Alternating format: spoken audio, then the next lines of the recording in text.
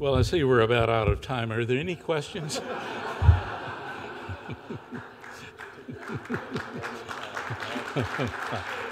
I can cut it a bit. Thanks. I appreciate the introduction, and one of the reasons that it's most popular is because so few people are left in the room. They can, but no, I thank you very much and appreciate this opportunity. I have trimmed back a bit with regard to it, so I think we can move fairly quickly. In the materials, you have a number of, I think about 17 different cases, including some accountancy board cases, some non-accountancy board administrative cases, and a handful of others that have some direct implications with regard to the regulation of accountancy or regulation in general. I'll just try to highlight a few. I'll go through and maybe talk about one or two of the what I call the noteworthy licensing board disciplinary appeals cases involving mainly accountancy boards, and then I'll talk in terms of some challenges, antitrust challenges to licensing board immunity, and then update you a bit on the NASBA amicus activity in a couple of cases. First, with regard to noteworthy appeals, as I say, there are several cases in the materials. I'm going to highlight just one or two and maybe defer to the materials for you to look at the others. Gustafson's an interesting one. It's very recent, out of Oregon, and this is one in which there's been a complaint brought against a particular CPA who was alleged to have directed members of his firm to take a check that was a refund check for a client and put part of it into the firm account, paying the firm's outstanding invoice, and forward the balance to the client. The board took administrative action against the individual licensee.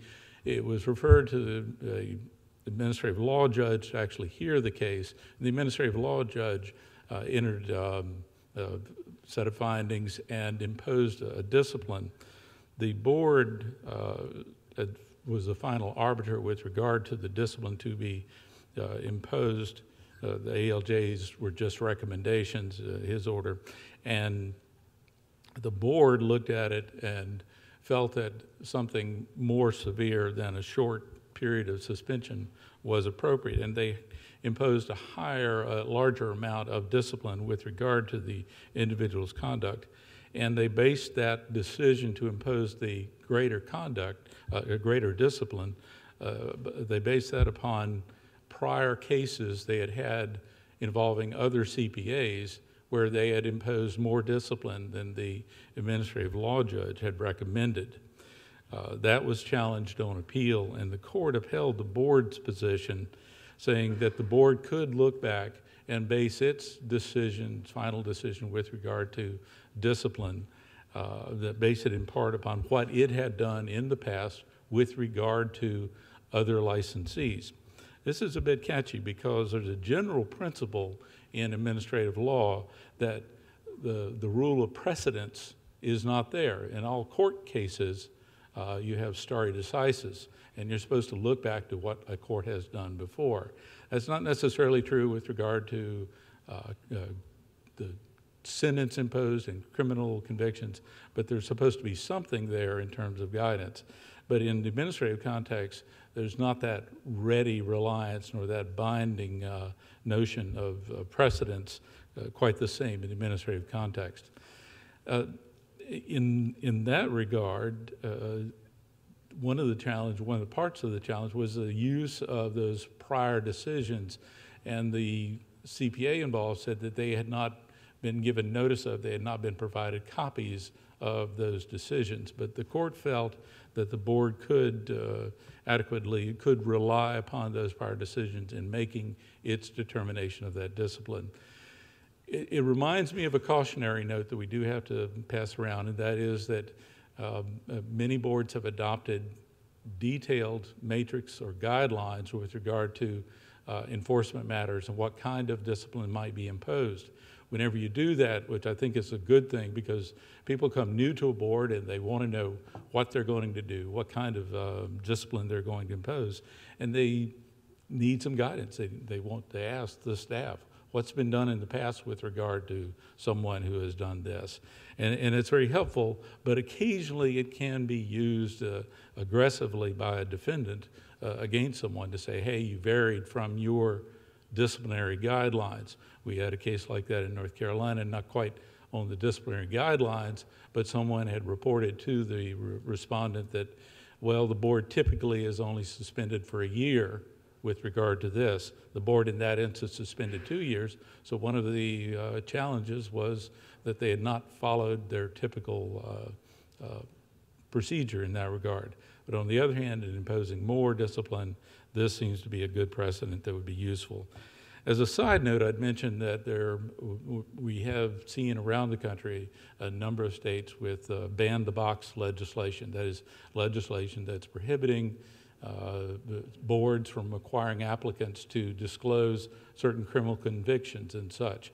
This is not directly in line with this, but it is another form of use of prior discipline, but this is actually involving the individual. Where you weigh that in is how the matter was disclosed, how the matter was closed, how long ago it was, how relevant it is to the particular case at hand. At any rate, I think Gustafson's a good example. Oregon did a good job of defending its position in that regard. The CIMIC case I've mentioned here in my list, I think I'll just skip over it. The summary in the outline is still good.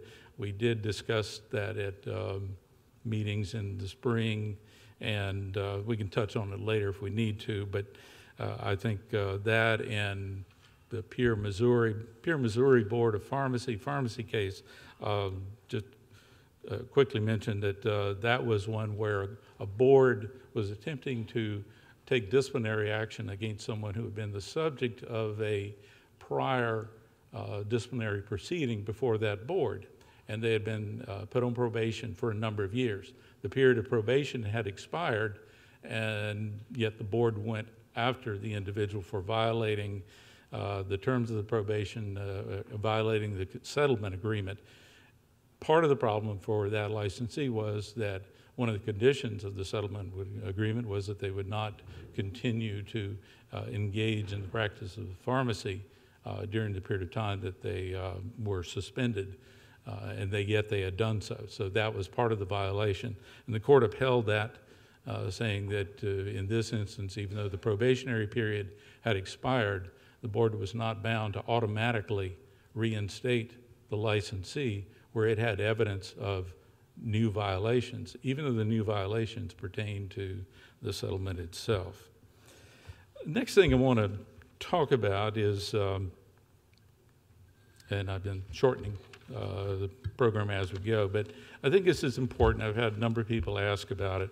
I won't revisit in gory detail the dental board case, but just to give you by way of background, the federal antitrust laws for 70 plus years were regarded as something that applied to business, but not to licensing boards, state licensing boards, that they were deemed to be antitrust immune. Those very words have issued from my mouth on occasion.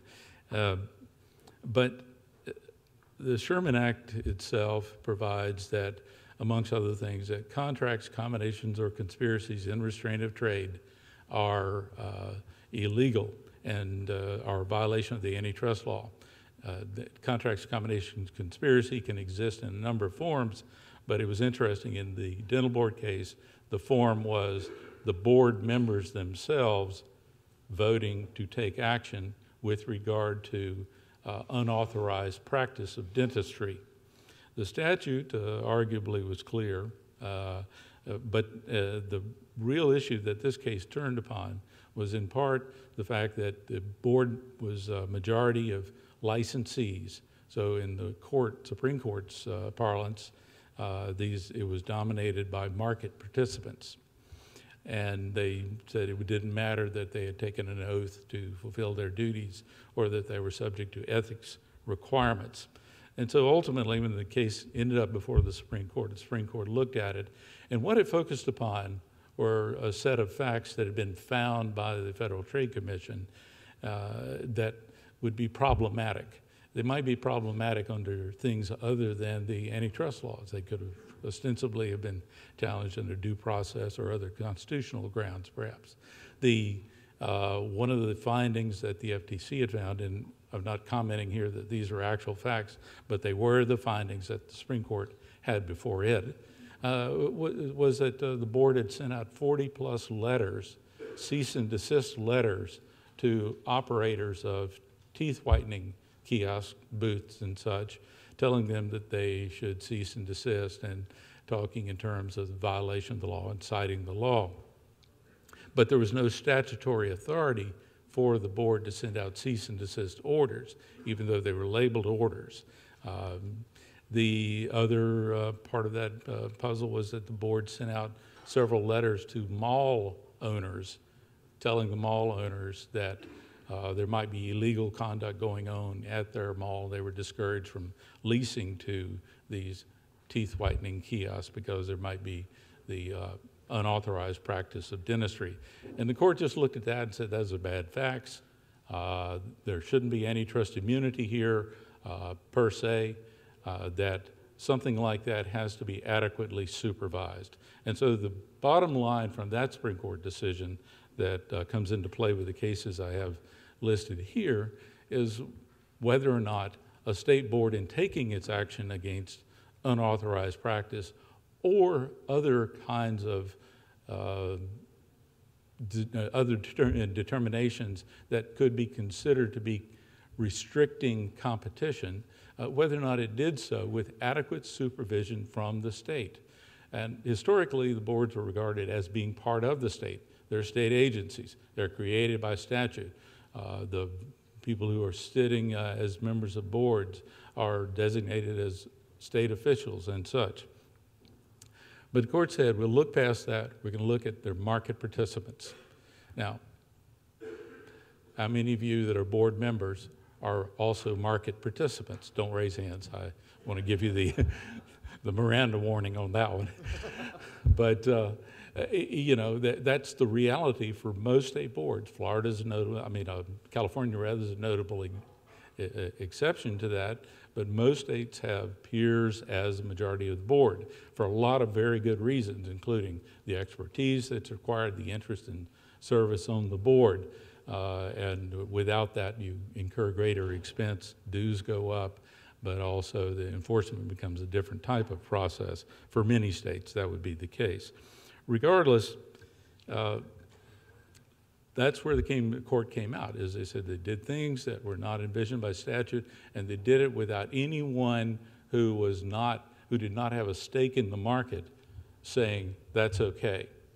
Now, there were procedures available to the state that they had used sometimes in terms of seeking injunctive relief in one instance, or seeking criminal prosecution, which would have to be turned over to a DA. But the forefront of the facts that the Supreme Court was concerned about were these instances of the letters that went out, which the facts of the case, according to the FTC, were that those letters had worked and that they had prevented competition. Now, one of the things that came up in that Supreme Court decision that is casting an interesting shadow is that with the immunity gone, unless you have adequate supervision from the state, it opens the door potentially to the other thing that comes with a violation of Sherman Act Section 1, and that's treble damages and attorney's fees. Treble damages meaning that automatically every dollar of damages, a dollar loss from lost profits, for example, would be trebled. And there's a potential for attorney's fees, although that's more discretionary. So the wake-up call. It's also a wake-up call in the sense that it opens the door, and the Supreme Court alluded to this and didn't conclude on where it would go with this, is that there's a potential for individual board member liability because they're comprising a conspiracy by virtue of them being individual market participants. So with that, we have to pay a little bit more attention to some of these new cases that are arising. And again, over that as way of background, but the Access Medical case, these are all cases that are pending, very recent filed. Access Medical, the complaint was filed by an individual who claimed that they had been deprived of access to the market. They complained with regard to rulemaking rather than to enforcement activities, letters or cease and desist letters and such. And they sued the board and individual board members, not only in their official capacity, but in their individual capacity as well. Teladoc, and again, these are, I think, mostly are summarized in the materials that provided to you in your binder. But Teladoc is another very recent, interesting one. The challenges with the challenge conduct, again, is rulemaking with regard to telepractice of medicine. There again, the board and the individual members of the board have been sued as well. And then most recently, LegalZoom against the North Carolina State Bar. That's a complaint filed challenging rulemaking that seemed to be prohibiting the online practice of law in North Carolina, and suing not only the bar, the state bar, but also individual counselors, bar counselors, in both their official and individual capacity, and also suing the staff members as well. So, in case I've missed anyone, we're all in this boat, and we'll have to just watch and see. At the Petrie case, I forgot to mention, but that had already been pending in Virginia before the Supreme Court rendered its decision. The district court in the Petrie case, the lower court in the Petrie case, this was one, by the way, which involved a chiropractor who was found by the Board of Medicine to have engaged in an authorized practice of medicine. Even though he was licensed by that board, he was doing things that he had not been licensed for. And so again, it was a market restriction or market access type of claim. But the lower court ruled really that it was antitrust immune. We don't know where it'll go now with the Supreme Court's decision in the dental board case. But again, it's one out there where you have board members and individuals alleged in their official and individual capacity with potential liability. That one, again, was a disciplinary case. The others more in terms of rulemaking. Who knows where it'll go?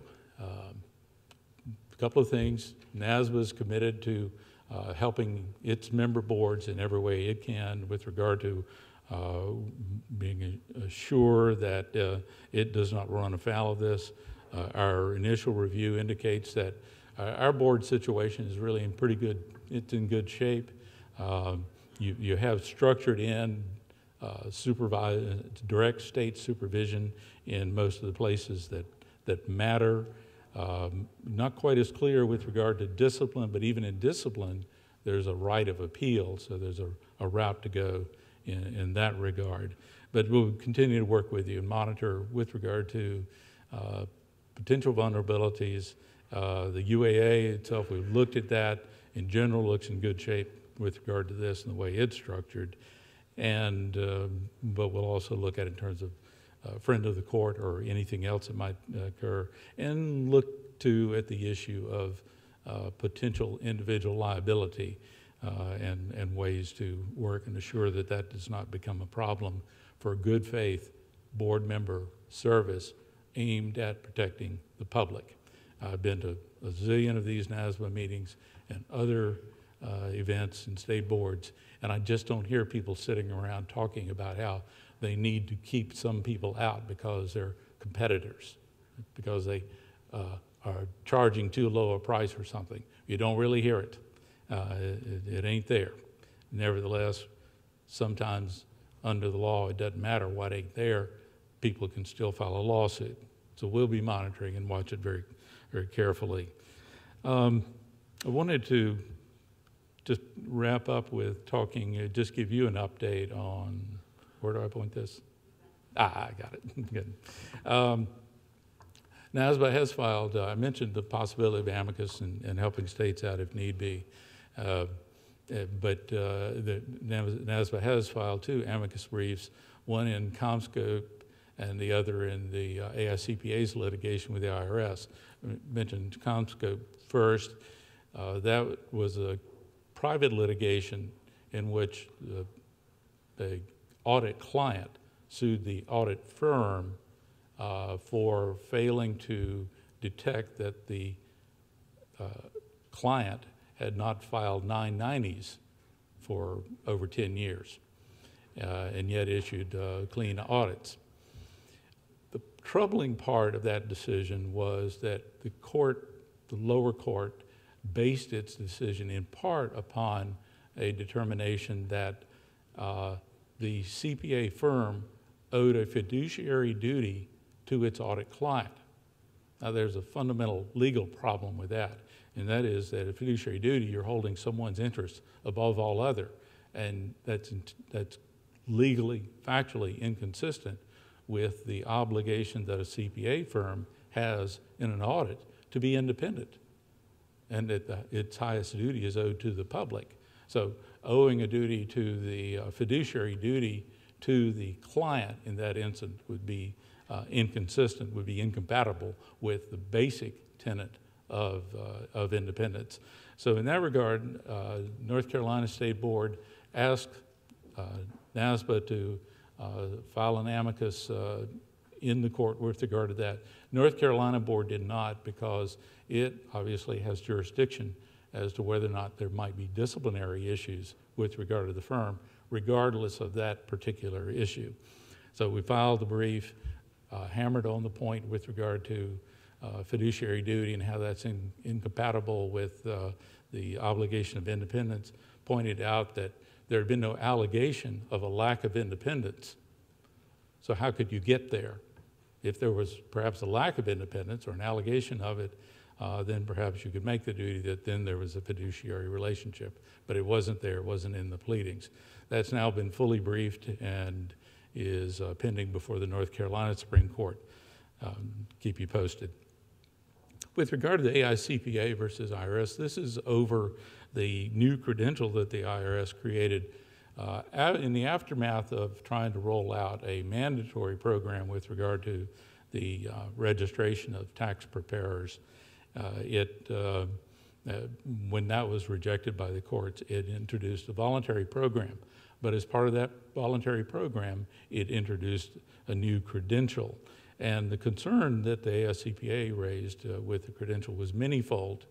Among them, but a core issue is whether or not they had standing to challenge the IRS's actions with regard to this new credential. The AICPA argued in part that its members had a competitive interest with regard to those that might have the credential, that it also had expense interests with regard to those that would have to get the credential or would feel that they should get the credential, the expense involved in that. The heart of the matter of concern for NASBA as an amicus was on a narrow issue that the lower court decided and is now on appeal, and that is the lower court, in making its decision, determined that as a matter of law, the new credential was not deceptive. And so it was from that NASBA raised the concern. In the North Carolina case and in this one, when NASBA requested court's permission to move forward with an amicus brief, with amicus briefs, it did so asking that it was not taking one side or the other. One side or the other might see some solace in the position that NASBA was taking, but it was not picking sides.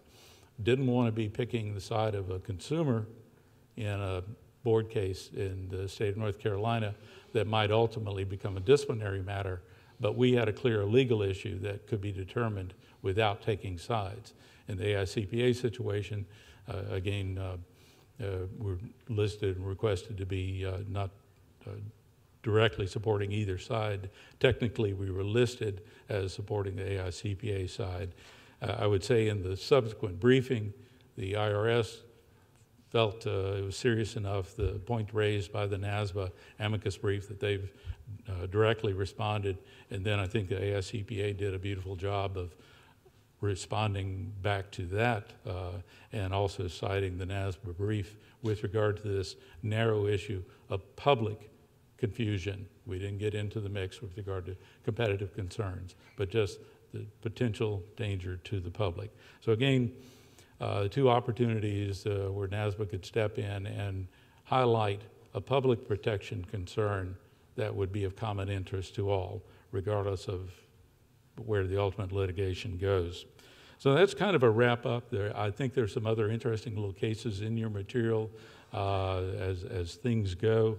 At the end of the day, you have wake-up calls all around because you have to look at compliance not only with federal antitrust laws, but I ran a survey one time, and just in one state, you've got the U.S. Constitution, the state constitution, several federal laws, not only federal antitrust, but whatever applicable if it happens to be a Department of Labor audit or a HUD audit, but also other regulations and SEC as well.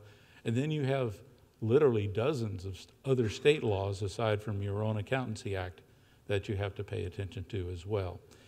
So I guess my final bit of free advice would be listen to your lawyers. But I thank you.